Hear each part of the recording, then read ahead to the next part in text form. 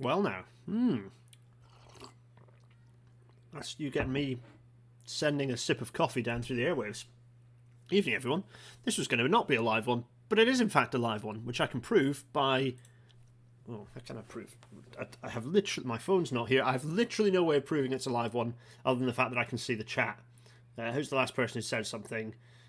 Tom. It's going to be another boring episode. Yeah, exactly, Tom. Yeah. Marvellous. Episode 165. What really happened when the Tesco tunnel collapsed? Yes, indeed. Because, if you remember back in episode 58, yes, episode 58, we did an episode on the time that Gerrards Cross Tesco fell on the railway. And we looked at kind of a load of guesses as to exactly why that happened, but not the actual mechanism. Not the proof of the actual mechanism, although our guess was basically correct, frankly. I better get my Wacom out, because this is going to involve some scribbles. Thanks to the intrepid work of a named individual who shall remain unnamed until the end of the episode, we got hold of the report, folks. We got hold of the HSE report, and it was not an easy task. Let's just put it that way. Not at all. So, of course, before we get cracking with the episode, thanks Fiona Donaldson for the t-shirt compliments. I'm going to give a guess at an M&S t-shirt, this one. Anyway, lots of people saying they tend to trust civil engineers. Don't always trust civil engineers is what we're going to find out by the end of this episode. Anyway, episode 58 was you can go if you're watching this on catch up, go and you haven't watched the original episode, go back and watch that. Anyway, this episode is episode 165, which means we have to, and very relevantly, given that these are the trains that run on the line in question here, we have a nice Class 165 here. There it is, little 2-car Network Southeast turbo. There it is, with a variety of things going wrong on it.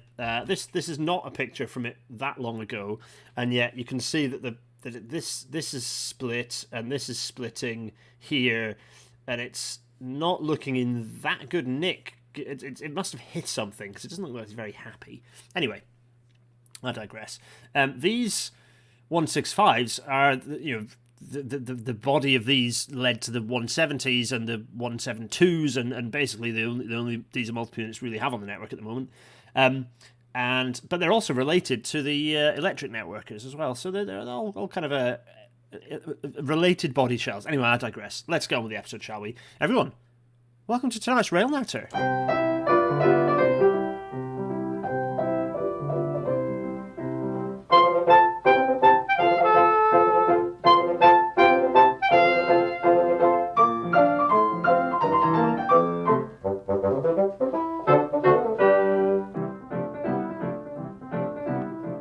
And as the Intercity 225 fades away, we'll start with the news, actually.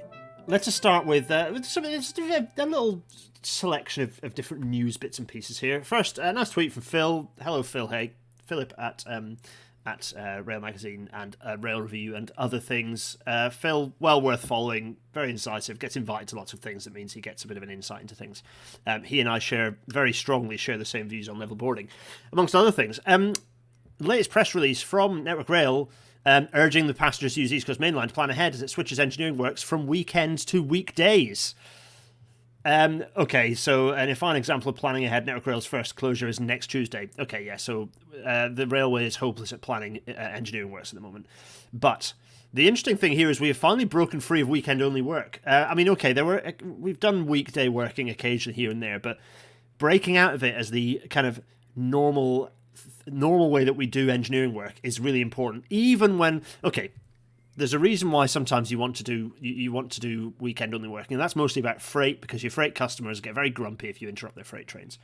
But we can work around that. Ideally, if we had a fully electric network, that wouldn't matter too much because you could divert the freight elsewhere. But even if the number of passengers you'd interrupt by doing weekday working is greater, those passengers generally, if you've pre-warned them, they understand the railway because they use it a lot, as I've talked about before. Therefore, you're not going to impact on long-term ridership. Whereas if you interrupt a load of people who've got on the train for the first time on a bank holiday and they end up on a rail replacement bus, you've lost those passengers. They ain't coming back. They're driving next time. So thank goodness we're stopping, kind of reducing doing weekend work on certain lines. It's good. This is very good. Anyway, let us... Right, here we go. So, Grenfell Road saying, I drive those for GLB, right, the 165s. The front valances are always broken because they're always hitting animals. Oh, dear. So, let me jump to the next bit of news, which is treat hydrogen with extreme prejudice. Yes, absolutely. Interesting little... okay, so Simon Aldridge is a blue tick. We'll just kind of... oops. Simon, you don't need to pay for Twitter. Don't do that. You are paying for Twitter by providing them content. This is a key thing. They're getting you to pay twice. Don't do it. Don't rise to it. Don't entertain it. Don't do it. It's bad. It's bad. I am unconvinced that it will increase. I would love to see any evidence of it actually increasing hits, as opposed to just the fact that there are some people who, and I know, some of you out there watch. Big shout out to Jen on the Move. Jen, you create good content. I think you'll have just created good content, which will have encouraged people onto the platform. You don't need to have a blue tick. I would honestly be very surprised if the blue tick had made any difference. You just create good content, and therefore people are interested in watching your videos and engaging with the stuff you create. Anyway, digression. Simon, don't pay for Twitter. You don't need to. But Simon Aldridge has created a really good thread breaking down the problems with certainly with blue hydrogen specifically, basically with the UK's hydrogen strategy. And this first opening tweet should give you a bit of a flavour of the whole thread, which is: the new UK hydrogen strategy looks like an exercise in providing ongoing revenue to North Sea operators under the pretense of climate action. It'll impose a huge cost on UK taxpayers and locks into a high emissions pathway. Here's why. A short thread. And there's loads of good data in there. Well worth having a look through there to understand why hydrogen's a problem. And I've written about this before. The fossil fuel company industry has been lobbying hard to make hydrogen a thing. And you cannot, just because hydrogen might be a good idea in certain contexts, you cannot get rid of the bigger picture of why is hydrogen being advocated for as a replacement for conventional electrification. Why is that? So, well worth looking at. And by the way, yes, I do have a Google Chrome plugin that tells me whether someone has a verified blue tick or a paid blue tick. It's incredibly useful. I can strongly recommend it. What is the name of that plugin? I'll tell you in a second. It is... $8 is the name of the plugin. Look up the plugin, $8. You'll find it. Very useful. Anywho... there are people are saying don't know about any non-diesel electrics. Yeah, I think the Voyagers are all diesel hydraulics, aren't they? Anyway, Rob Brewer saying a 165 just passed his window, according to real-time trains. 165, 136. There they are. Thanks, Rob. Fiona Donaldson, given the recent catalogue of times Elon Musk has been proven to not be as intelligent as he likes the world to think, I'm pretty sure the blue tick is useless. Yeah, I'm inclined to agree with you, Fiona. Anyway, right. Jumping to a very cheery subject. Cars kill children. That's the headline. Rail Natter is all about equipping all of you lovely lot with just knowledge and information and places that you can go to find out more things. Interesting stories, tales of joy, tales of not joy, general things to just to inform you and to provide you with ammunition to make the case for sustainable transport, right? That's kind of what Rail Natter is all about. It's very much a community show. I like the fact that it's different to other podcasts in that it's going out live and you're all here telling me things, and I'm hopefully, it's a bit of a conversation. And that works. I think in some cases it might make this less of a clipped show that means we don't have a huge audience, but we've got a pretty decent audience, and more important to me, we have a very loyal audience, which is very important to me. And part of this is it's an information sharing situation. Everyone's saying that the Voyagers are all DMUs. They are diesel electric. Okay, fine. I suck. This piece of information is a really useful and important graphic, and it's a good way to present. People often talk about cyclists and the impact. How cyclists impact on other users. And this one is specifically about child deaths. And let's have a little look. We have. Pedestrians and cyclists both result in the same number of child pedestrians being killed. So a child pedestrian has collided with a big pedestrian, and one of them has died across the EU 27, the 27 EU countries. So the big red numbers are the huge numbers, and it's pretty obvious that the big numbers are child pedestrians in a collision with a car is by far the biggest way that children on our roads get killed. It's absolutely frightening. Followed that is child cyclists who get hit and killed by car. Actually, the next one is technically no other vehicle and child car occupant. So that's children in the car crashing into something. After that, it's child in a car crashing with another car. After that, it's child in a car crashing with a lorry or an HGV. And after that, it's then a child on a bicycle being hit by a car. There's a running theme here, and the running theme is car. The running theme is car.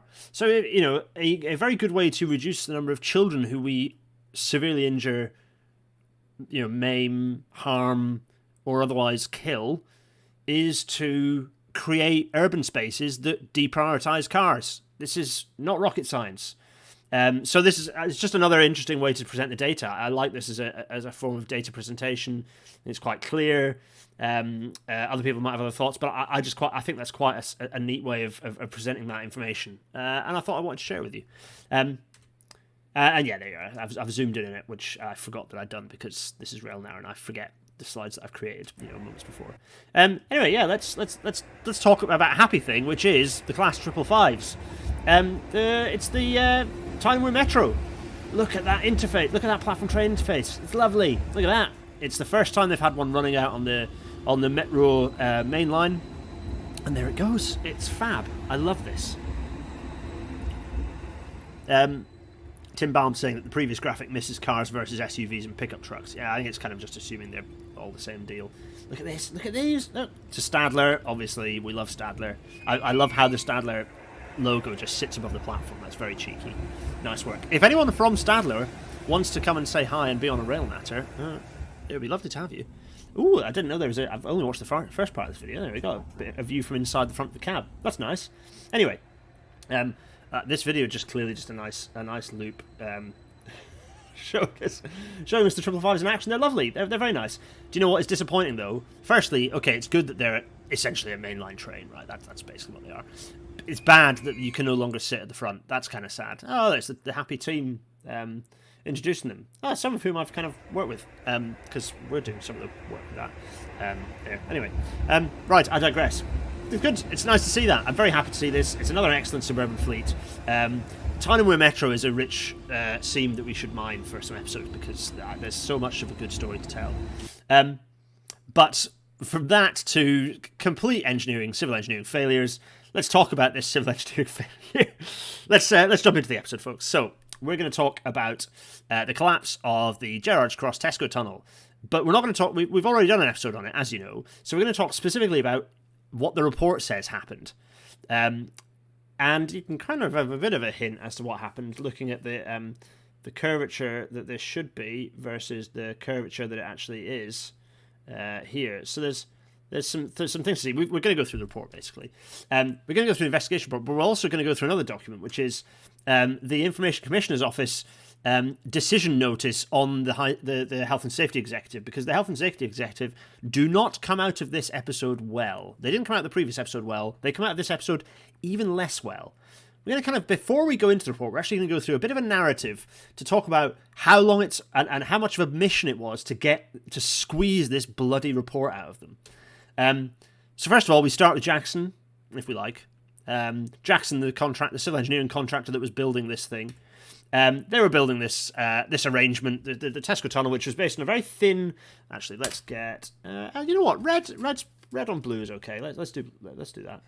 They were a very thin kind of 3-pin 1, 2, 3-pin arch that was kind of a very thin structural member. So very thin kind of what would you call them? Ribs? Maybe call them ribs with certain types of fill being placed on top to provide kind of some of that structural integrity. So kind of the compacted fill that kind of under this thicker fill here that I'm kind of drawing a line over, that provides some of the kind of additional structural integrity to create this kind of arch. And then the other stuff on top, and then the level building that you can build your Tesco's on top of.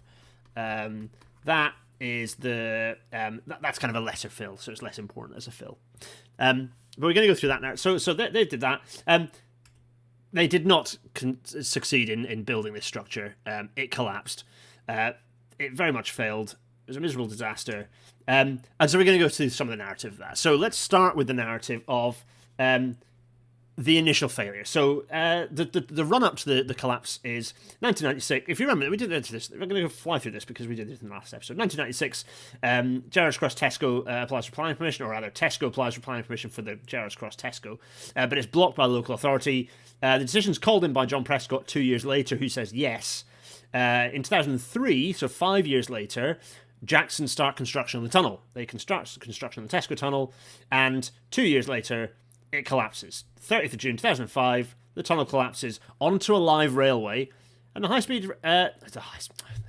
HSE keeps throwing me. The Health and Safety Executive commences an investigation into the collapse. All right? So here they are, Health and Safety Executive. Oh my goodness.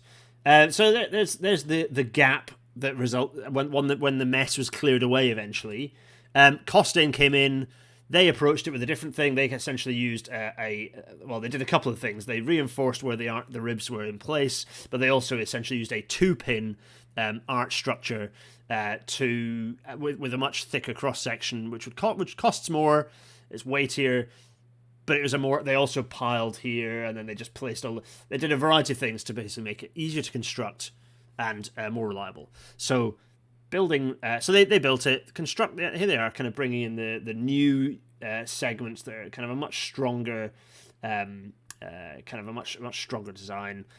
Fine, and then it was built and opened quite a bit later. Actually, it was like 2010 or something that the tunnel was actually finished. So a long delay. And throughout this period, in fact, we jump forward to even 2017, and the Health and Safety Executive, as we went through last episode, are still pushing back on actually publishing the report. They say, we're going to come up, in February 2017, they go, we're going to come up with an answer whether we're going to publish the report because there's some legal issues ongoing. We can't necessarily make the report public. We'll decide on this shortly. Jump forwards to, that's a slightly weird way around. Classic editing on the hoof here. You know what the deal is. To be honest, this bit's kind of irrelevant. The HSE, that should really be up here. So I'm going to make it up there. I fixed it. Can I go to small face as well? Look, it's me in the corner. Hello, that's me in the corner. 2005, the HSE said, yes, we're okay with them clearing the site and letting trains run. That's fine. Then jump forward to 2017, and they're still going. We're kind of not sure whether we can publish the report. By 2021, they just said, our report has not been published, and there are no plans to do so, without any explanation. That's their shtick. So let's have a little look at that timeline. So 2005, the Tesco tunnel collapses onto the live railway. As we know, the Health and Safety Executive commenced their investigation. August 2005, they report the investigation is ongoing. They agree with the decision to reopen the railway.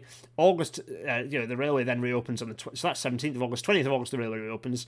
March 2006, Jackson kicked off the project. Costain take on the contract. 19th of May 2010, Costain complete the tunnel construction. The 15th of July 2010, Health and Safety Executive ostensibly complete their draft investigation. So, November 2010. The Tesco opens. Early 2015 is allegedly when they complete their investigation work, the HSE. So, early 2015. By 2017, they're still not sure whether they can publish it. 2021, they just decided they're outright not going to. And then April 2021, we did RailNet episode 58. We talked about the problem. This spurred on an intrepid individual, a skilled individual, and a tenacious individual to have at the bloody HSE. And have at the HSE they did, because on the 19th of May 2021, shortly, kind of a month after the RailNet episode went out, this intrepid individual submitted a Freedom of Information Act request asking the HSE to publish the report, basically saying, publish a report. They called HSE's bluff. The response to this was pretty much exactly the same as their previous response in 2021, which was, we completed investigation work in early 2015. A report has not been published. There are no plans to do so. They just repeated it. And then they say, I trust that this is helpful. No, it is not bloody helpful. Because if you deny a request under a Freedom of Information Act request, if you deny the request, you have to lay out a specific and allowable reason for not fulfilling the request. And if you're not content with the outcome of the internal review, wait a minute. Let's say. So what the next thing is, if you're unhappy with their decision, you may ask for an internal review. So, what did our intrepid Rail Natter watcher do? Because HSE refused the request, so our intrepid Rail Natter viewer requested internal review. That was the 14th of June. This story gets messier. So 21st of June, they sent a chase email just saying, can you give me an acknowledgement that you've received my request for an internal review? HSE responds saying, we've no knowledge of this request. Can you send a resubmission of the request? So our intrepid explorer sends a request again to the HSE. 2 days later, they receive an acknowledgement of the internal review, including the statement, HSE endeavours to respond to such requests within 20 working days. More than 20 working days later, on the 6th of August 2021, there's a chase email to the Health and Safety Executive. Another 2 weeks later, another chase email to the Health and Safety Executive. 2 days later, so the 23rd of August, reassurance from the Health and Safety Executive, this is being worked on to get your response. A month later, another chase email to the Health and Safety Executive, an out-of-office reply received that they would be away until the 27th of September, and that was the last email received from the Health and Safety Executive. That was the end of that, at least until we get the report later on. So there was the email was then sent to the generic Health and Safety Executive address, asking for an update. Absolutely nothing. So a couple of weeks later, here we fucking go. Yes! Bring the ICO in. The complaint is made to the Information Commissioner's Office on the 4th of October 2021. The ICO, this is a very important body, just like the HSE should be. Massively under-resourced as a result, of course. If the body is important, the chances are it's going to be demobilised as much as possible. So, here we are, the Information Commissioner's Office, and what do? Well, they're in charge of GDPR, so any GDPR breaches, you have to go through the ICO to fix those and report those. They're in charge of Freedom of Information Act requests, so in terms of actually administering those and enforcing those to happen. There are lots of other things the ICO do, but the ICO is a good, a functioning modern government, the flow of information is critical. The ICO is a really important role, and obviously they are horrendously under-resourced. So, the complaint on the 4th of October... about 2 weeks later, the ICO responded, and they gave the HSE 10 working days to complete their internal review. That 10 working days later, or rather even longer than that, to be honest, our intrepid Rail Natter viewer said, the HSE have not replied. ICO then explained that the HSE have now contacted them to say they will not be able to complete the internal review within the time given. The ICO decide, therefore, to accept the complaint and direct the HSE to complete the review so that ICO can deal with all matters at the same time once the case is allocated to an ICO caseworker. Basically, the ICO went, right, we're a bit busy at the moment. HSE, you complete the review by the time we get round to dealing with the complaint so we can get the review and work out what the problem is. The ICO received our dear viewer emails the ICO just checking if there's been any progress. The ICO respond on the same day and say, sorry, no updates, apologies for the delays. That was on the 6th of December 2021. We jump forwards to 2022. We're into January 2022 now. On the 11th, another email to the ICO to just check for an update. Same day, again, the ICO confirmed, sorry, no update, apologies for the ongoing delay. We've not allocated all the cases from January 2021 to caseworkers yet, so they're a 1 year backlog at this point, much like everything in Britain. Another email to the ICO for no update on the 20th of April, so over 4 months later. And then a few days later, ICO confirmed no update, apologised for the delay, explained they've made it to August 2021's cases, so they're kind of catching up with the backlog. Good. 6th of June, so we get to June, it's summer 2022. ICO have allocated the case to a caseworker and request our intrepid explorer to confirm if there's been any correspondence from the Health and Safety Executive, which they confirm, no, there has not. 7th of June 2022, so we're kind of progressing. The ICO then submit a decision notice against the Health and Safety Executive, giving them 35 calendar days to reply. And we'll go through that decision notice momentarily. We'll actually read through it. An email to the ICO informing them that HSE have not complied from our intrepid explorer. HSE finally, over a month after getting the decision notice, which is, I think pretty much bob on the 35 calendar days, they send an email with the report attached. They respond. So there's also some missing pages in that report. and then another 4 days later, after another prompt email, the health and safety executive confirmed that the pages at the back, inverted commas, the missing pages in the report were blank, which I think we'll find out momentarily that I don't think they were blank. But anyway, we'll get to that. So, throughout this process, the health and safety executive has shown themselves to be a complete liability. So if we go from, like, the failure, June 2005, to the report appearing in July 2022, that is 17 years and 1 month through that whole period. 17 years to publish the draft report. And not even the final report, just a draft report. Absolutely appalling. HSE, you suck. You absolutely suck. Your responsibility. You're supposed to be the body that people can go to and feel that you have got their back in terms of workplace safety, in terms of safety of the sort of spaces that we share with other people in this country. And this sorry process has shown you to be entirely beholden to threats from private companies, entirely beholden to government potentially applying pressure to just like, let this one slide, let's not have a look. Like, I think it's unlikely that a case like this would not have seen, Jackson would not have been applying pressure through every means they had possible. Lawyers are shouting in my ears at this point. Through every means that Jackson had possible to hold on to this contract and avoid the report being published. So, yes, interesting. Anyway, we're going to have a look at this decision notice because it's quite passag and really shout. It's nice to see the ICO shouting at the health and safety executive. So, before I do that, I need to make sure that I put the cursor on because we're about to go into PDF. You know the deal. So, here we go. It's our first little page turn. It's a very brief page turn. Always chase up Freedom of Information Act requests. It's always worth it. Always worth it. That's a very good FOIA request, Gareth, you've looked at there. Hospital in London took down patents by Palestinian children following inverted commas complaints. Crikey. Xander Veach, how are civil engineers meant to learn from such incidents when you can't get your hands on such reports? Absolutely. This was a major civil engineering failure. One of Britain's major recent civil engineering, well, not recent anymore, one of our major civil engineering failures, and it was of a novel civil engineering structure. And we have no idea, well, up until this report being published, we had no idea what had gone wrong. It's hopeless. Really, really bad. So, sorry, I'm just sipping some coffee there. Be glad that I'm not eating the Jaffa cakes that I have in front of me as well. So, here we are. Freedom of Information Act 2000, decision notice, date 7th of June 2022.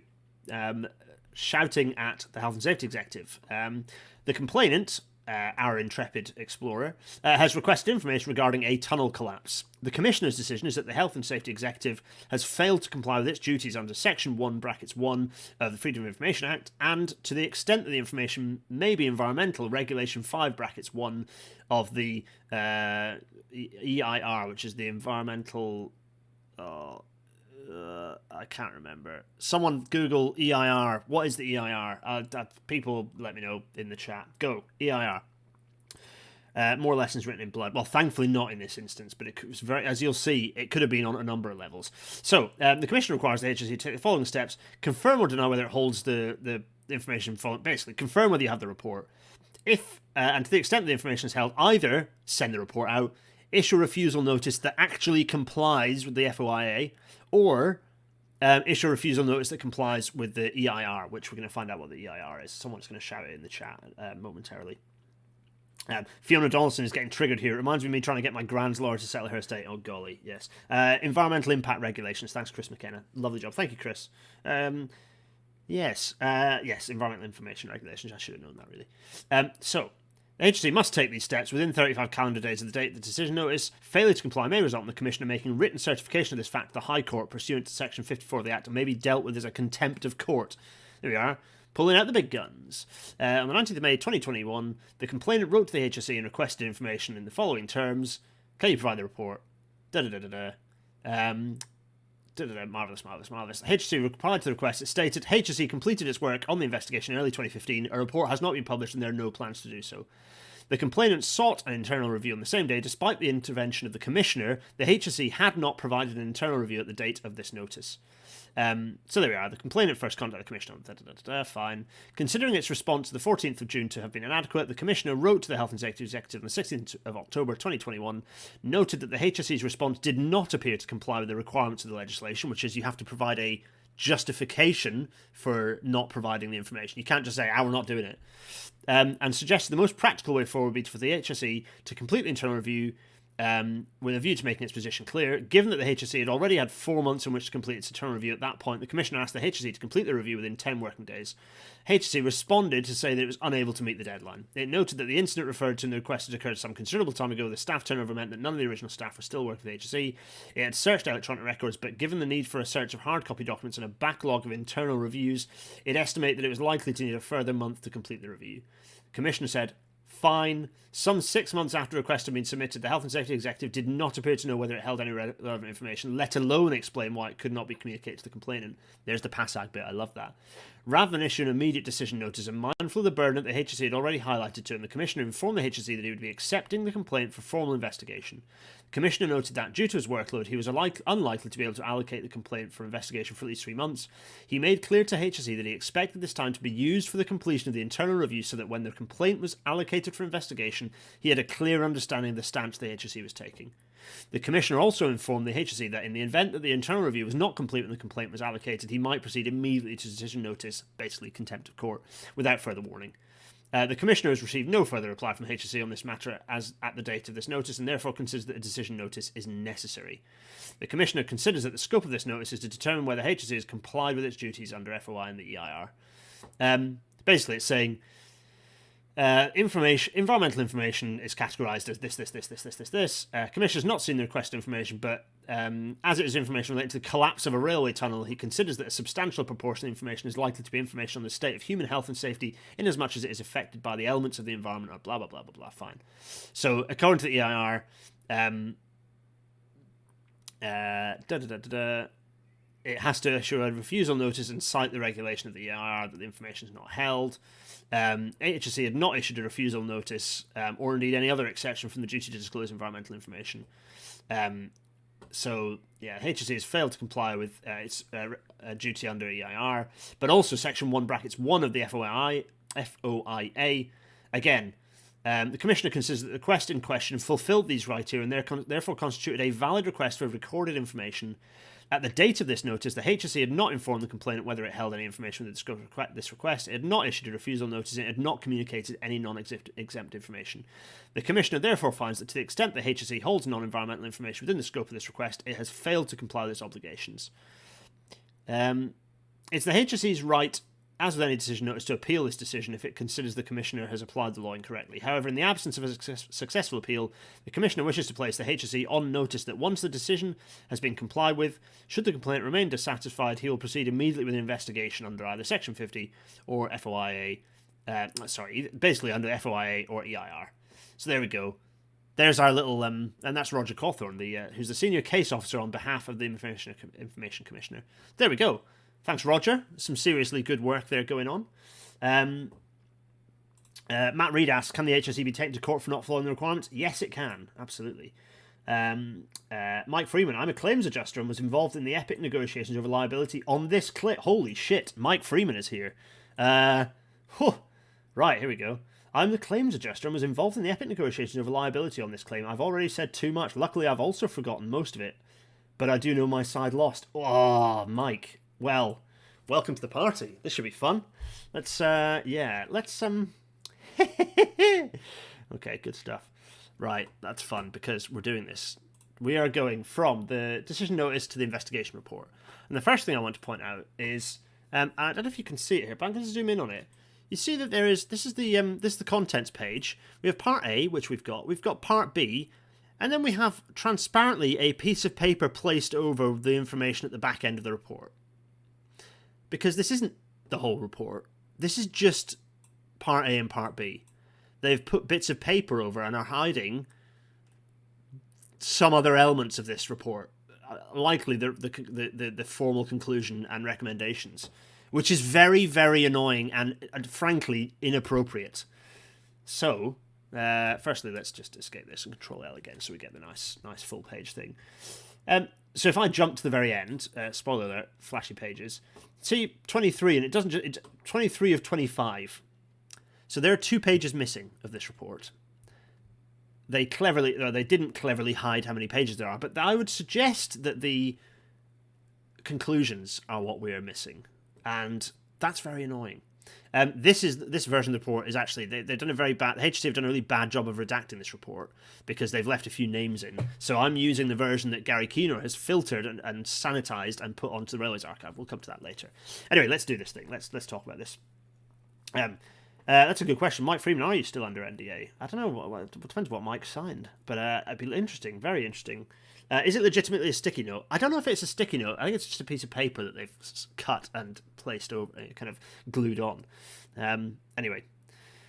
Right, so let's go. We can skip some of the Part A investigation details. We can look at who's all the people involved. Fine, all the different companies and organisations involved. Lovely. We know what's happening. Role holders here. Duty holders here. Addresses. We don't need to kind of go into that. We've got various bodies. Location details. We don't need to worry about that. Name and full office address of the lead investigator. Fine. Other investigators. Good. Lovely. There's ONR investigators there. Fine. So the investigation commenced. Also, what's quite annoying is that they have redacted when it finished. It's like they're embarrassed over the mistakes they've made. It really is not good. Right, so there's a brief executive summary here. We don't need to worry about that's the executive summary of the accident. They don't actually go into the thing. So let's go into the factual report. Let's Part B. This is the bit we want to dive into. Gerrards Cross there. So this, by the way, is not the final report. This is, I think, basically like the quick template they use, which then goes to the people who then create the slightly flashier version of the report. Matt Reedash did the RAIB issue report. Now, if you remember the previous episode we did on this, episode 58, Matt, it was before the RAIB existed.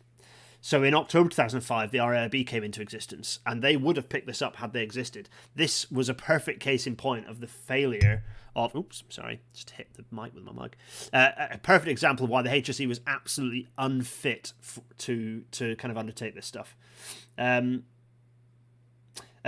is saying the post-it note must be illegal. There must be a legal basis for demanding a rescan of the first page or the total list of contents. If any of you want to pick this up more and continue to press the HSE on this, with all the information that you've got from our intrepid hero who provided us this, and forced the HSE's hand, go for it, because I would be keen to see what has been redacted out of this, because I don't think there's a reasonable basis for this to continue to be redacted.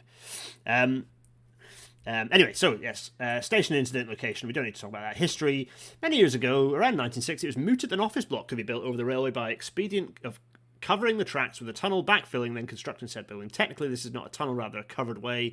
Further attempts were made post-1990 to progress a similar project, and Railtrack identified Tesco Stores Limited as a partner to sponsor the scheme, but this time for a supermarket. Railtrack finding a way to make some money. This involved construction of a covered way, tunnel, inverted commas, and supermarket car park above the operational railway. The green light for construction was given in 1998 by the then Secretary of State for Transport, John Prescott, this despite much local opposition.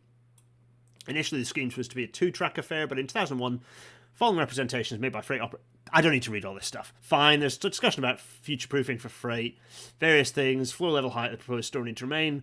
The designer kept the crown of the arch at the same level as in the 4-track scheme, but to provide 4 tracks in this location, it needed a flatter arch, which changed the kind of the shape of the design. So, chronology of the actual project. So 1990 to 2001 was you had the feasibility studies. This kind of standard stuff. May 2001 was the Form A, which is an outline design concept. We still create Form A's, which is developed by White Young Green, which is interesting because White Young Green, in York at least, White Young Green got gobbled up by Amy, but most of the White Young Green people, under a chap who I won't name, but he had to skip the country, jumped over to Hyder Consulting. And all of the staff from White Young Green, including quite a lot of their jobs as well, got pulled over to Hyder Consulting. Shenanigans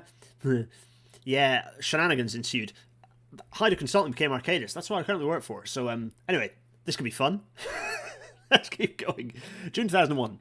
Tender document incorporating the Form A were issued to prospective tenderers, so basically going out to contractors to actually work out how they're going to build the thing, and ideally under a D&B, a design and build scheme. So the final detailed design, the outline design is used for tender, and detailed design would then be completed by a contractor and its subcontractor, which would have been a design consultant. So, June 2001, the pre-tender health and safety plan was issued by White, Young, Green. Fine. Gleeds prepares a report on the first stage tender process, identifies 4 suitable candidates. They then produce costs. Fine. So we jump, fine, lovely. Jump forwards. Let's see. Jump to 2003. In fact, 2004. Well, Network Rail appoint Carillion Rail for ASPRO, Asset Protection Possession Management work. So all the railway-based stuff, Carillion Rail are going to be the contractor who are in charge of that side of things. For the most part, not a huge amount of stuff. Once the railway, ideally they're just building it over the top of the active railway, and that's that. So April 2003, the contracts are signed by Tesco to appoint a principal contractor, the parent company of Jackson Civil Engineering Limited. Planning supervisor, who's going to be White, Young, Green. Project manager, supervisor, quantity surveyor is going to be Gleeds. And then the Cat 3 checker for the design is Atkins. So all muckers in amongst it. This particularly interesting, fun situation. Anyway, April 2003. Okay, the air rights agreement is signed defining the safety obligations of both parties. That continues. Then this starts getting more interesting. So April to May 2003, Jackson Civil Engineering changed the backfill design. So previously they were single sourcing the 6N rated limestone. They changed to limestone fill around the arch with mass fill of incinerator bottom ash for the rest of it. So previously the whole lot was going to be limestone. So it was all going to be just limestone 6N fill. And then Jackson changed that to be limestone fill and then cheaper material around the outside. The Reinforced Earth Company, their check on the arch structure for this revision follows, and White, Young, Green do a design check for the foundation loads thereafter. Okay, we'll find out what the result of that is. There we are. So May 2003, site clearance. June 2003, piling work starts on the site. March 2004, Jackson Civil Engineering Limited circulate the arch backfill procedure. So the actual proposal that they're going to have. So actually, let's bring this up. Actually, let's get the sketch up. So originally, this was all going to be 6N fill. It was all going to be 6N fill, and then they changed their mind at the last minute. I'm actually going to I'm going to use a yellow pen here, maybe, because I think that might be a little clearer. Maybe white. Maybe white could work. Yeah, you know what? White is nice and clear. So originally this was all going to be the same type of fill, 6N fill.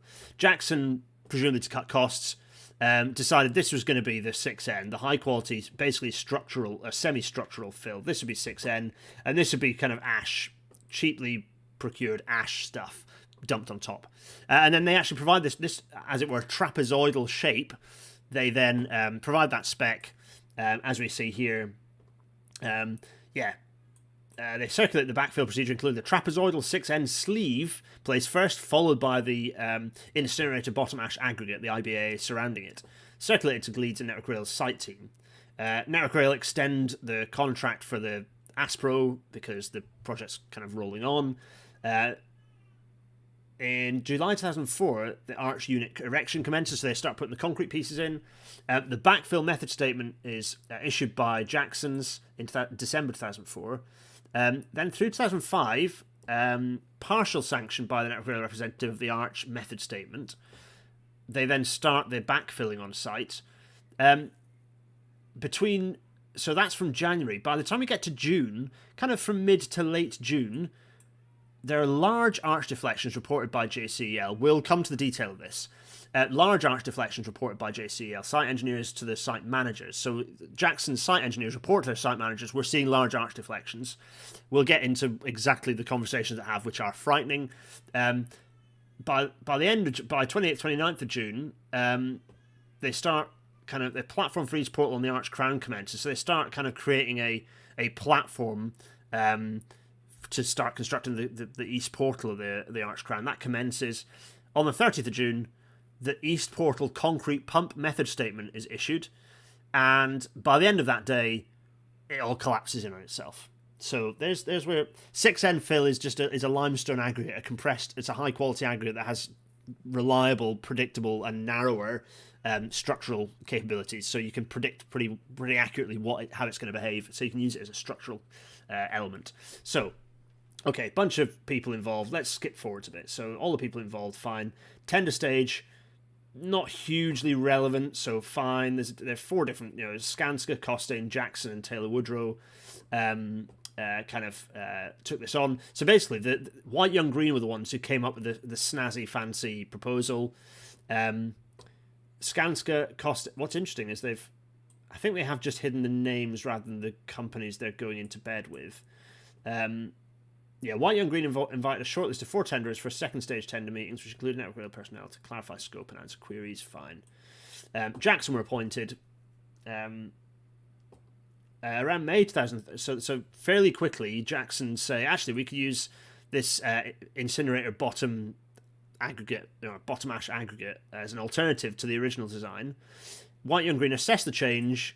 The effect of this change on the arch units was checked by RICO, who's this reinforced earth contractor. They incorporated, so then White and Green incorporate Jackson's change into the Cat 3 check regime, so that is a detailed check by an independent party. This all happened very rapidly after Jackson's appointment as principal contractor, and it was during a value engineering exercise, so fine. Let's see. They were entitled. Jacksons were entitled to make that change, but it obviously had to be proven as safe by the designers. So, White, Young, Green continued to undertake the detailed design of the tunnel. RICO were using the reinforced concrete earth, using a kind of RICO's tech span system, developed by a sister company in Spain. Fine, 3-pin arch, lovely. So that's fine. Each project is largely bespoke because of the shape of the arch. There's a load of stuff about what that system looks like. Let's see. So there's a manual about the required backfilling process, and the fact that you have to backfill and compact, and it has to be done to the required specification, because if you don't do it to the required specification, the arch will deform, you'll get plastic hinges and it'll collapse, which is exactly what happened here. So continuing on this sensitivity aspect, the representative from RICO states the design intended backfilling sequence leads to the crown deflecting above its initial position. As the backfill is placed on the arch, the backfill to the sides provides restraint and the arch deflects downwards close to the design position. If backfill is not placed as the design intended, as in this case, the restraint will be reduced and the deflections increase. The result of this will be to increase the stresses in the structure and reduce the overall factor of safety of the design. When you do a design, you always have a factor of safety in that design. So you've got the loads, you've got your expected, the design and what loads, you've got the loads that you've designed the structure to take, you've got the loads that you expect the structure will take, and there'll be a multiple of each other. And ideally, you have a safety factor of 1.5, 2, 5, depending on what sort of structure you're building. This might end up being a Well Edged Problem podcast episode if they want a hilarious sort of and I'll do it won't be a page turn, it'll be more of a WTYP style episode if they want that probably as a bonus episode. Anyway, RICO had no on-site role. They never visited the backfilling operations, and they were unaware that the backfilling arrangements were contrary to their design intent because the backfilling arrangements had been changed. There's a red flag. Why on earth are they not involved? So that's obviously a bit of a problem. Anyway, fine. So Macrete made the concrete sections, not a problem. It should be noted that at the outset, only 6N was envisaged, but this was changed to a mix of 6N and the other material, the IBAA material. Jackson proposes alternative arrangement. Yes. Circulate the proposals. Yes. Fill placement procedure indicated that the trapezoidal sleeve of 6N material and the arch should be placed first along the length of the tunnel. This would then be followed at a later stage by IBAA fill over and around it. This document was not sent to the designers. Oh, another red flag. So RICO aren't in the loop, and now the designers aren't in the loop on this change. The designer's intention was that all backfill materials should be placed across the full width of the excavation. The two methods of backfilling were therefore inconsistent with one another. See also, there's a drawing that we ought to see here. There's a drawing reference here, 2101 Rev F. We should really have that drawing. To learn and understand from this, we should have that drawing as well. Anyway, So the backfill arrangements were discussed between Jackson's, White and Green, and Rico about this change. Jackson's initiated the change, had to manage to deliver the change design under the terms of their contract. We are not aware of any calculations undertaken prior to the collapse for the loading situation created by placing a trapezoidal sleeve first and IBAA later. This was not part of Atkins's Category 3 independent check, not part of the Cat 3 check either. The key thing about this is that the density of IBAA, therefore the way that the weight is distributed on that arch, is less than of 6N. Atkins confirmed that Cat 3 checks did not include any intermediate stages of construction. The Cat 3 check just looks at the final state of the design, doesn't look at temporary works. Or it certainly didn't in this case. So lots of red flags flying up at this point. Not good. Not good at all. Site events. So, yeah. Following a successful tender, here's a key one, folks, lowest of all by some margin, approximately 3 million quid cheaper than everyone else. Yeah. There we go. Jackson's started work at Gerrards Cross around May 2003. Initial work was site clearance and surveying. Where's our man Mike, by the way? No NDA on this one. I've signed them on a few claims. Like ones involving celebrities or government figures and kidnap, ransom, terrorism claims. Crikey, there's no NDA, Mike, which means tell us everything. People are asking what W6A is. Yeah, that's the basic GB loading gauge. It's not really. I'm just kind of there for illustrative purposes.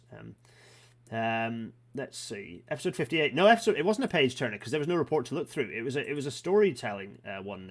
Xander. Was there a guest from or connected with RAIB on episode 58? No, because the RAIB wasn't involved. No RAIB. It wasn't even a page turn. We just went through the story as best I could piece it together. So many red flags. Yeah, absolutely, Graham. So, HMRI, Hamashi's Railway Inspector, they approved. Approval was obtained for the project under the ROTS regulations, which has been subsequently replaced as ROGS now. Anyway, they were the inspectorate within HSE until 2006. So it's just pointing out that then that went over to they were dragged over to ORR. Their approval referred in the paragraph above was actually a no objection letter in accordance with the ROTS regulations. So that's now ROGS. So it's based on a submission. It's the Form A document and the supporting information. The Form A document is an important step, but the Form A didn't have this change in fill. It didn't have any of that. That's just the tender design that went to HMRI. So just said, right, it'll deliver this stuff. It'll comply with railway group standards. Blah blah blah. Fine. It also confirmed Tesco that the consulting engineers had done enough research to justify the statement of intent of the Form A. It's a very important principle of the Form A. Yeah. So, if the design implementation, and construction phases result in deviations from the original Form A parameters, there needs to be a resubmission of the Form A. So the change that had been proposed by Jackson's should have merited a redesign at the Form A stage. So jumping back to outline design phase. That did not happen. It should also be noted that acceptance required by senior engineers at various levels in Network Rail's organisation. So, structures engineer would have accepted it, civil engineers, the RAMs. In fact, they've got them here. Yeah, the territory civil engineer, principal asset manager for structures, the senior bridge engineers, the county council, and they would not have given their acceptance to the Form A submission lightly. Yeah, absolutely. It's important to note that a reviewing engineer would not sign any acceptance to the Form A submission if there were doubts about if they had any doubts about the concept design, or until any queries had been clarified or explained, blah, blah, blah, blah. So, fine. Thus, in the information collected, we see that the engineers from Network Rail had raised many issues about the design concept of the Form A submission. They sought clarification on all these matters before acceptance was given. So the piling works commenced. And there's a subcontractor that's been brought in by Jackson's to commence the erection of the tunnel segments and another to do the piling. Fine. The piling contractor said, apart from poor ground conditions and lighting, there appear to be no problems with the erection of the concrete sections. Fine. Sorry, that's not the piling. That's the erectors, the concrete erectors. Fine. So we get to the backfilling. This is where the fun stuff starts. It was undertaken by Clark Construction. It's a local company. They're the contractor to Jackson's, but Jackson's, as with everything in Britain, are a fragmented industry. Jackson's didn't do it themselves. They contracted out to a subby. The subby was Clark Construction. So they started they're only a 35 head organisation. They start the backfilling. And they compact within the cutting using materials supplied by Jackson's. Although 2 grades of material were required, it was envisaged they would be from a single source and would both be crushed limestone.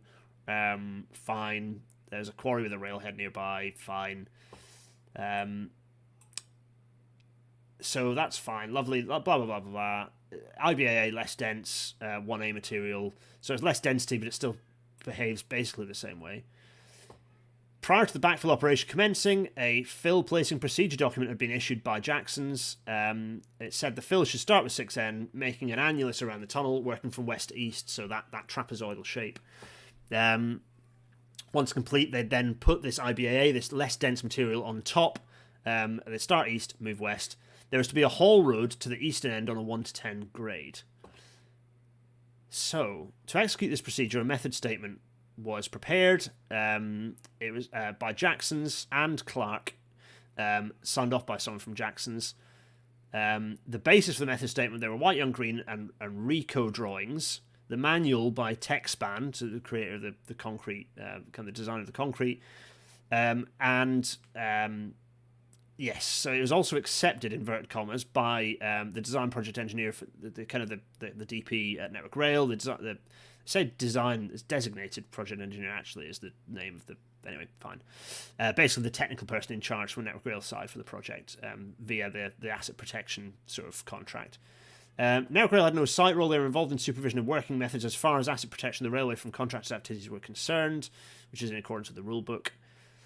Fine. In this instance, the DP reviewed and rejected the above method statement, asking the question on Form G2, will fill be placed to a uniform level across the full width of a cross-section, or will it ramp up or down locally at the arch in order to maintain the correct fill level differential between the north and south sides?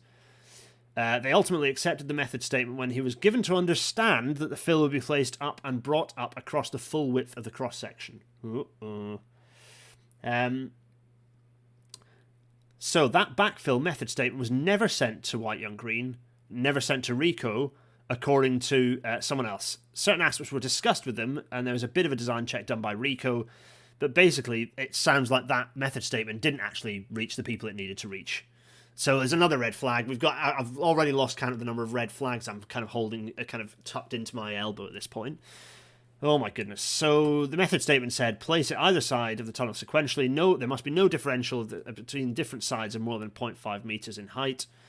Should be placed, the 6M was to be placed in 100mm layers. Blah, blah, blah, blah. Fine. So, lovely. They've got a roller which they're using to compact materials. But the method statement is not, it's not clear how that fill should actually be progressed in that method statement. The word sequentially is ambiguous. There's another name that's not, that even Gary's missed redacting, but that's fine. We don't need to worry about that. No one can see.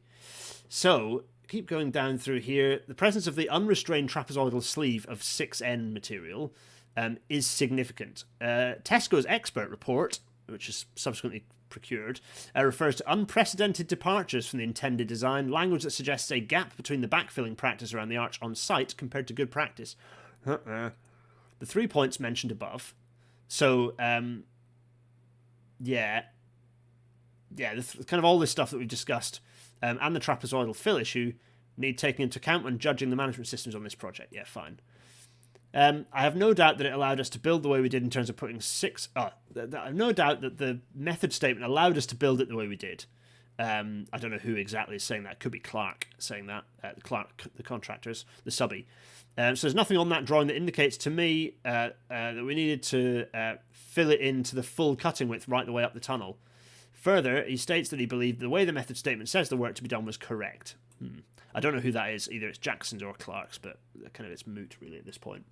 More red flags than the Communist Party parade, says the new IKB. Aeroelastic says they really need to change it so if it's he, only men are liable. See how fast they change every single document from that point onwards. Yeah, I'd agree with that. I like that logic. Right, let's continue. Specification did not require any... This is painful as well. The specification did not require any deflection monitoring of the tunnel sections as to their relative positions during and post backfill, although there does appear to be the need for monitoring of settlement plates. Indeed, someone was unaware that White Young Green requested tunnel crown monitoring during backfill in March 2005. He doesn't know if any results were so passed, nor can he recall if his own engineers gave him the information. They said they gave it to him, or although those people did say they'd given it to him. We'll get there. This is the various people on site giving their site engineers giving to their site supervisor. Similarly, someone else was also unaware of any requirement in the contract for monitoring. So yeah, White Young Green wanted deflection monitoring of each of the arch units. Right, so let's talk about the monitoring. So eventually Jackson's did monitor the units for deflection, and the results were ignored. There are some very large deflections, greater than 150mm, which did not result in any action by Jackson's site management. Thus, had the works been completed without collapse, large areas of the structure would have been in a condition not foreseen by its designers, and hence well outside design parameters. No one on site was aware of the situation at the time it occurred. Oh, good grief.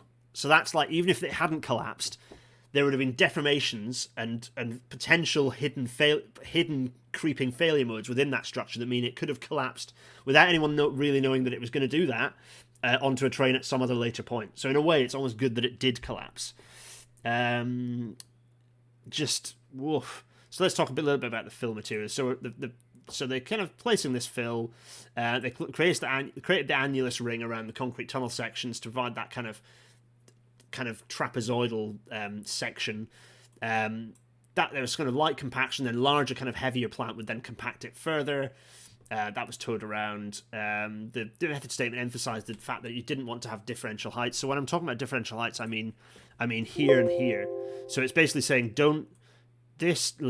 so like if you're up to here, the level on this side should be plus or no greater than plus or minus 0.5 meters from the other side. So it's sort of saying do this equally. That's a really key thing. So here we go. Lots of backfilling.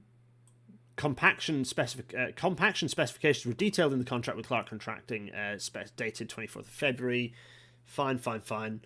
Clark took their instructions exclusively from Jackson's. Their foreman was this person who dealt principally with that person who was the general foreman from Jackson's.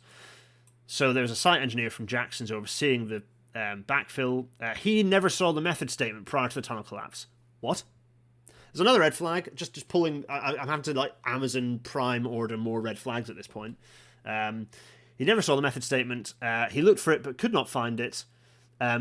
So he interpreted the drawings and was briefed by a colleague who was leaving for Australia. What?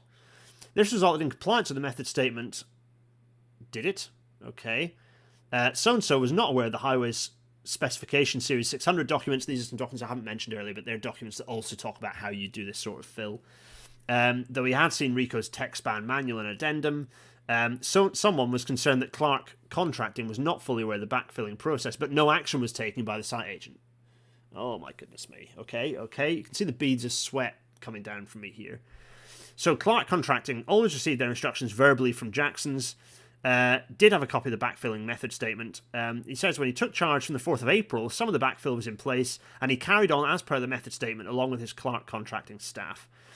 With some other people from Reynolds Installation. I don't know who those are. Some people say that his men created a ring, a trapezoidal profile, around the tunnel of 6N before the IBAA was brought up, in 1 meter lifts on either side, consistent with the maximum 500mm differential in height restriction. Fine. This was benched into the 6N using the dozer and then compacted. Thus, there is a sleeve of 6N around the tunnel and between it and the embankment edges.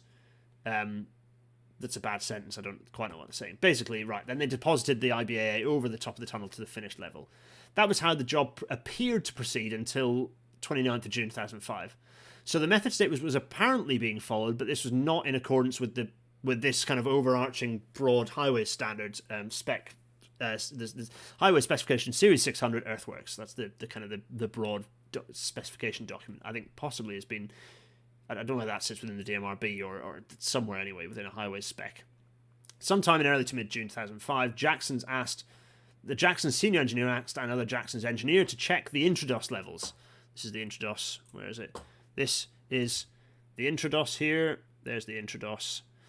This is the extrados here. This is the intra... Why am I writing this with my mouse? Intrados.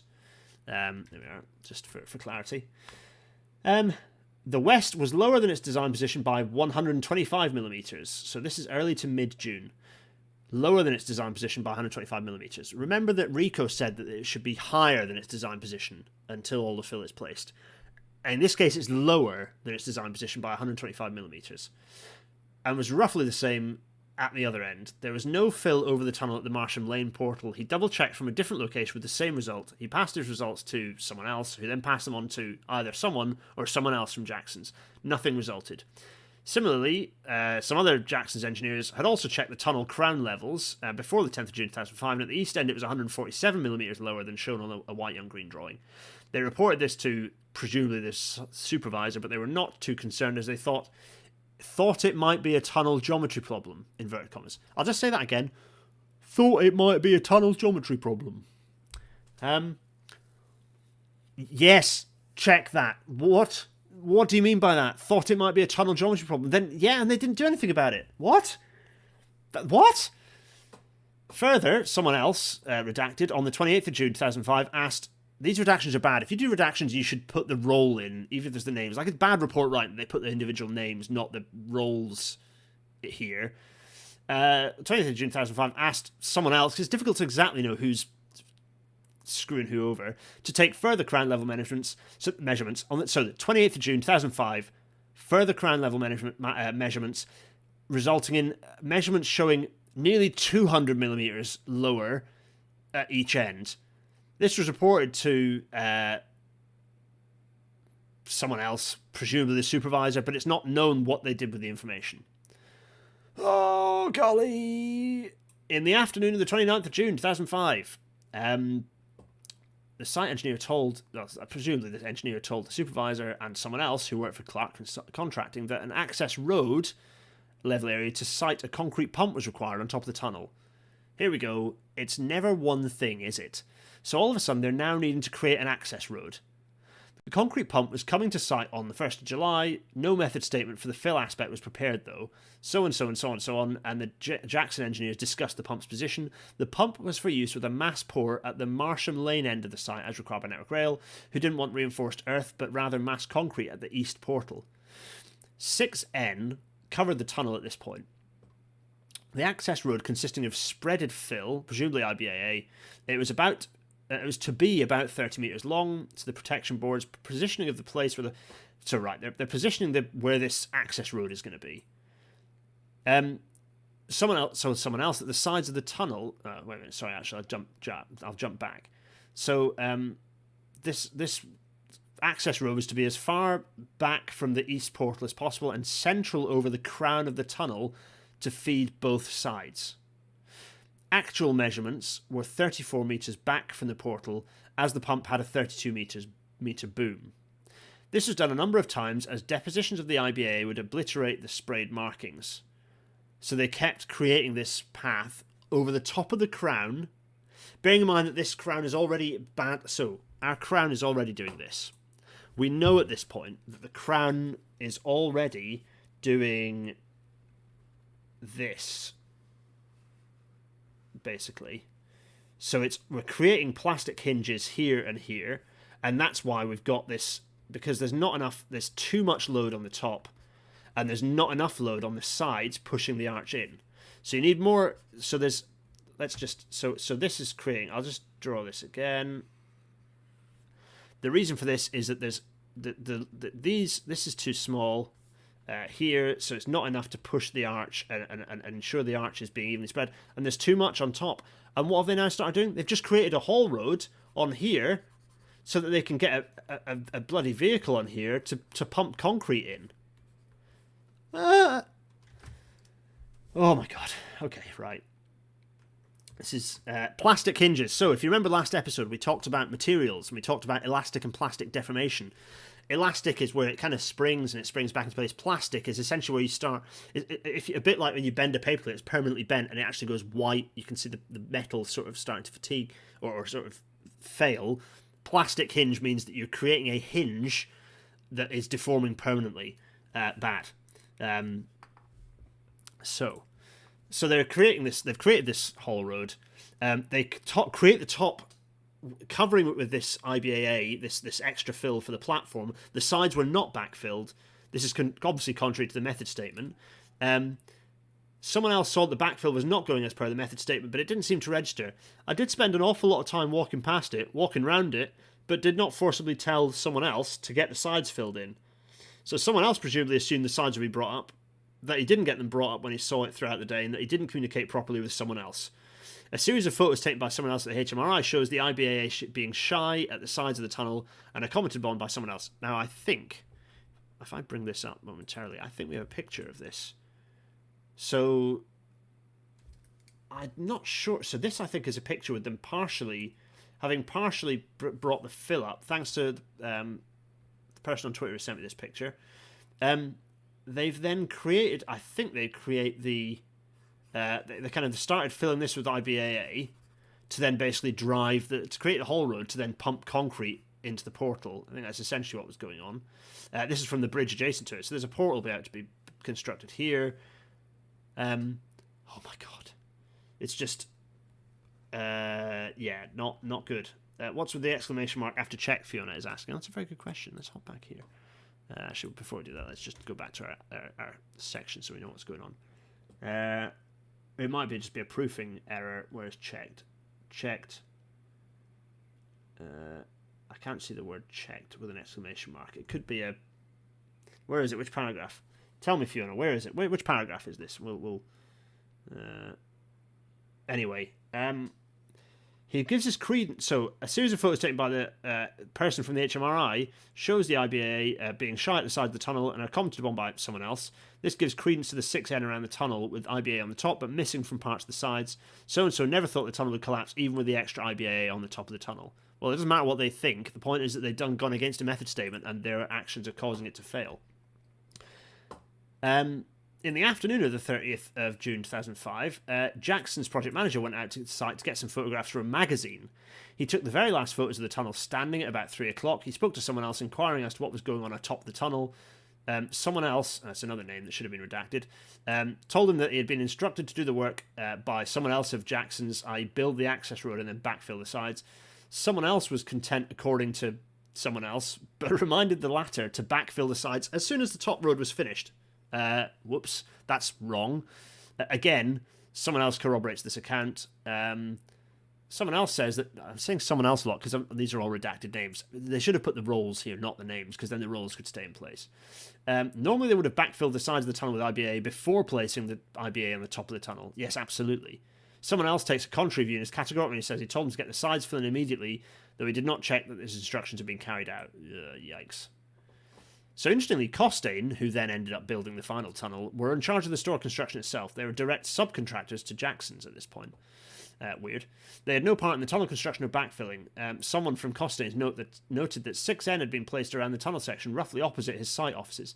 He thought it was perhaps a metre thick all around and had been placed there up to a week before the collapse. He saw a dozer on the 30th of June 2005 spreading IBA over the top of the tunnel, though there was minimal IBA over the 6N on the sides of the tunnel. So here again, what's happening here is that we're seeing there's nothing here, and yet more stuff being heaped on top, just pushing this further down, increasing this gap here, right? Which we know it ended up increasing to 200 millimeters, which is putting severe strain on basically creating hinges here. You know, if you create a little archway, if I create a little archway of paper, and then kind of push on it with my nose, you'll see that it creates... how can I do this? If I do this, no, you know what? Let's do a little now. Let's go big face. Yeah, let's go big face briefly. You'll see what I mean. Here is an arch made with some paper. If I push on the top, you can see. If I push on the top there, you can see it creates a kind of a square shape. It's creating those hinges, and eventually those hinges, you know, they become pins, and the thing just rotates to its doom. That's what's going on, right? Does that make sense? Yeah, it absolutely should be roles instead of names. Role is obviously important, but it's really frustrating and annoying that they do that, isn't it? But anyway, right, so that's what's going on there. We're getting there, folks, don't worry. Oh my goodness. So, there was no fill-up of the whole road. The whole road to the end of the site was compacted with IBAA. Apparently there was Yeah, so minimal IBA of the 6 end of the side. The tunnel fine. The whole road to the end of the site was compacted IBA. There is no fill above the whole road between the sides of the tunnel and the embankment. Someone else also noted they were having problems with IBA and that there was nowhere to store it. Oh, there's another exclamation mark. You can see the HSE the HSE investigators are like, what the fuck is going on here? They're putting exclamation marks in, which would have got kind of sanitized out in the final version. So they were struggling to bring in IBA to fill the sides up because they didn't have anywhere to store it. This is just like layers upon layers of incompetence and negligence. Like frightening levels of incompetence and negligence here. Corroborated by another person from Renault Installations who states, I thought it was odd that there was not much at the sides, whereas in the main body of the site, the sides had been filled in before the top of the tunnel was covered. Yeah, so that one bit of the tunnel further up, they'd filled up the sides already and kind of done it according to the method statement. But they basically kind of lost track of that by the time they reached the area that it failed, so further along the site. There's an aerial picture in a minute that explains that. In fact, you know what, I'll shove it up now, because it kind of explains the point. Yeah, so this bit, you can see they'd already been building on this bit, so and here you can see where they've already been kind of placing the fill overall, but at this point, there's very little fill on the sides, and they've kind of created this haul road in that IBAA here, which is where it's obviously failed. And here you can see, where I've just drawn these circles, or these ovals, there's a distinct lack of fill material. So you can see that kind of what's going wrong here. Anyway, let's go back to our picture. And then back to our lovely PDF. Yeah. Anyway, let's get on with this. So, because I need to wrap this up very, very soon.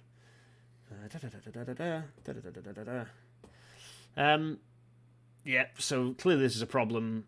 There's the specification, the kind of the highway specification said that they should be constructed evenly over their full width and to their fullest possible extent. So we know that this is a problem. White Young Green confirms this requirement as part of the project specification. White Young Green were last on site on the 10th of June and had no site roll throughout. Their contract specifically included this. Kind of rightly so. It's not, consultants aren't competent really to be making decisions on site like that. Not in that way anyway. It should not be forgotten that apart from trains beneath the backfilling operation, there were also contractors working in the tunnel, like Carillion staff working on catch pits and a supervisor. They exited at about 4 o'clock when the tunnel lighting became faulty. Oh god, so the tunnel lighting is starting to become a problem. Is that because it's having cables are being pulled because this thing's deforming so much? My god. The access road for the pump was finished about 4:15 on the 30th of June 2004. So this is IBAA placed just over the top of the crest of the crown. And then backfilling of the sides commenced and continued to about 5:45. There was no sign of distress, inverted commas, when they left, though, earlier. That doesn't make much sense. On the 23rd to 28th of June. There were no sign of distress. Yeah, that doesn't make much. Again, proofing issues. This is a draft report. This is also scary. So earlier that day, a 4-foot wide section of 6N had been dug out on the south side, roughly where the tunnel collapsed. Why are people digging into the fill? What are they doing here? So this was roughly at the interface between what collapsed and what stood. This was to repair a leak. So someone who was unable to be tracked down as part of this investigation, who's employed by, well, someone's name that's not been successfully redacted, by Gary. Either Gary, you and I should have done a better job when we went through this. Oops. It's fine. No one knows who these people are anyway. Someone employed by one of the contractors who was in charge started digging through the 6N, which, as we know, is the critical component to holding the whole thing up. They just started digging a hole in it. Oh my goodness. This was backfilled as it was later decided that this might unbalance the tunnel in terms of asymmetrical side loading. Oh, yeah, it might. My God. On the evening of the 30th of June 2005, approximately 7:30, a tunnel... what? They've copy-pasted this from elsewhere. We know that it basically failed. Basically, it failed. So, okay, there's some trains. It tells us about what the trains and how that happened. Fine, the weather. It transpired that 28 sections had initially collapsed below the proposed car park area. A further section collapsed overnight, resulting in the collapse of, in total, 14 units on the north side and 15 sections on the south side. The fill profile over the adjacent damaged units that did not collapse shows approximately 2.5 metre fill over the crown, with 2 to 2.5 at the haunches. And they've got that access road sloping down Yeah, and then a further 16 units were subsequently removed due to damage, etc. Hence, the initial collapse area was about 90 feet long and then increased to 138 feet. Nobody was hurt, thankfully. So, the report entitled Gerrards Cross Tunnel Collapse Review Document Final Issue, dated 12th of August 2005, signed off by the managing director of Jackson's and of someone from White Young Green, is of interest as follows. Network Rail's view on the cause of the collapse was inadequate fill material around the arch haunches compared to the fill directly over the crown. In their opinion, this was a classic mode of failure, with the arch deflecting under the weight of the backfill over the crown with insufficient fill to the sides to resist the forces. Consequently, plastic hinges formed at the haunches, and this allowed the crown pin to snap through or dislocate and result in collapse. The report's own view on page 16 is the units failed by creating a plastic hinge on the concrete units at the quarter point. I'm fairly certain they basically tried to blame the macrete, the concrete. I'm getting the feeling that's what they were moaning about. So, So I think there's a load of stuff saying that there's crown levels between 123 and 281 millimeters below those indicated at design stage. On average, they're about 250 millimeters lower in the loaded area and 150 millimeters lower in the unloaded area. Predicted deflection limit under the dead load should have been 40 millimeters. Some muggins, who Gary's had to redact the name of because the HC didn't, says you can't control the crown level. I bet that's the same person who said there must be some tunnel geometry issue. Incredible. Chord lengths for the concrete section. Okay, it's basically saying what the shape would be. So it's saying that if the concrete sections varied substantially, you might end up with a 55 millimeter lowering of the crown level. So that's kind of this idea. I'm guessing that's what Jackson's were kind of trying to suggest might have been a problem. However, the following paragraph on this page seems to indicate sections conform to the geometric tolerances for chord length. In essence, they appear to be correct in the macrete quality assurance documentation, but they were short at sight, or someone is saying that they're short at sight. So it's clear that Jackson's have tried to say that those sections have caused were the things that caused the problem. That's what I'm getting the vibe from here. Mike, was that the excuse? Was that the general line you were given to try and get them out of this? Anyway, so let's keep going through here. So lots of kind of results showing of why that failure happened, and then this is just picking up the pieces. This is the information kind of going through. Yeah, there we go. It should be noted in an early draft of this report, dated 29th of July 2005. The executive summary was present, while in the final report it was not present. So that report was created has got rid of the executive summary to make it a bit harder for people to read. Again, just obvious that Jackson's were covering their arse here.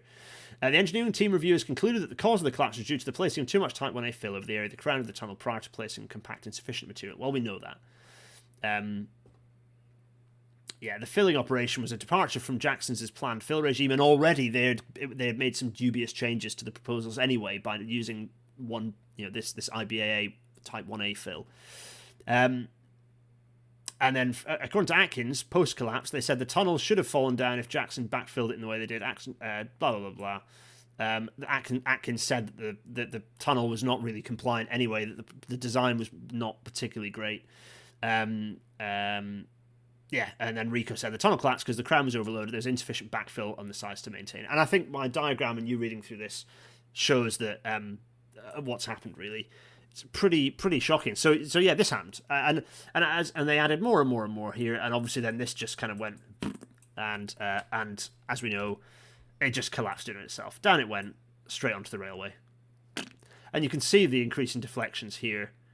Just an absolute shambles. Yeah, the lighting here. I wonder if that lighting was being impacted by this plastic deformation, this creation of essentially a hinge here. This is supposed to be a nice arch like that, and it's, as you can see, forming these hinges. Not good. There are some big holes, and people walking out to look at the big holes. What an absolute mess. And it could have been a horrendous two-train crash. Last document investigation report is the report itself that I'm going through. No, I think there's another investigation report that's not being included. There are other investigation reports that were done by individual organisations. Here you go. So here's them digging out the hole, and you can just see there's no fill here. There's no fill. There's no fill here. There's not enough fill. It's not evenly covered. course the thing collapsed. Shambolic. Absolutely shambolic. So yeah, again, you can sort of see the layout here. This is where it failed. So this is the area where they've been placing the kind of the 1A. This is where the gaps are. Obviously, it was going to collapse. And just basically to end that, that's it. We know what's happened. We're going to let's round this off very quickly and some thoughts. But Lucas, big shout out to Lucas Ainsworth, who is the hero of the piece, for chasing this report up. Lucas, everyone is clapping you eagerly. Absolutely sensational work. You can download the report, thanks to Lucas's intrepid adventures. You can download that report and look for yourself and pick out any other gems you want to and lose hair over it. At the Railways Archive, Gary Keener put it up onto the archivist, as he likes to call himself, put it up onto the Railways Archive. So you can go onto the Railways Archive and download that. Just search Gerrards Cross Tunnel Collapse Railways Archive and you'll find it. It is seriously shocking that this report was never made public. It's shocking that this happened. It's just unending layers of deep contractor negligence. It's just staggering stuff. I mean, let's go briefly go big face because I'm going to wrap this one up very quickly. But I mean, just yeah, lots of plaudits to Lucas, just absolutely knocking it out of the park. If anyone wants to pick up the baton from Lucas and get those other bits of report and get get every report that document references and get the redacted pages or the clipped pages out of the Health and Safety Executive, get it all out of them, and because they've scanned it. It was a paper document that they've scanned, so they've done the redacting. They've done pulling the rear pages out. Anyway, there's more work potentially to be done on this, but yeah, I might pull that. That might be a fun shout at Roz and the crew if you want that to turn into W2IP, because it could be a fun one. And I'd kind of I'll break it into the narrative a bit more clearly and kind of do it, set it up that way. I think it'd be a bonus episode because it's obviously a slightly silly thing, but it's funny. Shocking though. I think we've seen. I'm not going to say who's to blame, because I think it's pretty obvious who's to blame. And I think it's quite obvious a succession of cultures within that organisation that led to, and I have to say they're not unique to that contractor. Other contractors do similar things. So pretty shocking state of affairs. But hopefully that has told you exactly what happened. Hopefully that has laid bare what happened at Gerrards Cross Tesco Tunnel. Everyone, thanks for listening to this, audio-only listeners. I don't know how that worked. Hopefully reasonably well for you, but continue listening. The last episode just went up as well for those who are watching. If you listen to it as well, and some people do both, which is very strange. Patreon.com/GarethNest to support me doing more of this fun stuff and getting potentially sent to court by Jacksons. The Just Giving page will be up shortly, I'm sure. PayPal.me/GarethNest for loose change. GarethNest.uk/Discord for the Discord server to discuss this even more greatly. And GarethNest.uk/merch for the merch, which you can get. I'm seeing lots of nice pictures of the mugs appearing everywhere, which is good fun. Send me more things that you want to see. Next week, we're going through a couple of Scottish railway crashes in Pitlochry and Pershore that I think are interesting for us to think about. Lesser known railway crashes. They didn't result in any fatalities, thankfully, although there were quite a few injuries. There aren't many pictures of them, sadly. Here's a picture that I've mildly photoshopped the Alami watermarks off. It's just a preview, and I'm kind of converting the thing anyway. There's never going to be a full version of the report because I don't think the Health and Safety Executive ever actually created a final report. I think it's just that draft. But maybe there is a final report and they just never published it. Who knows? It'd be good to see a final one, wouldn't it? Anyway, next week, episode 166, 2 Scottish railway crashes in Pitlochry and Pershore. What can we learn from these? Who knows? Everyone. That was a flying tour, but we're gonna go. Actually, what I'm going to do is very quickly put in. Lucas Ainsworth. There we are. There, good. Put someone's name in the credits who should have been there at the start. Oh, you know what?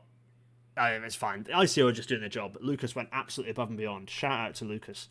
Anyway, adios, everyone. I'll see you next week. This one's gone half an hour too long, which is bad, so I'm going to go. Cheerio! Cheerio!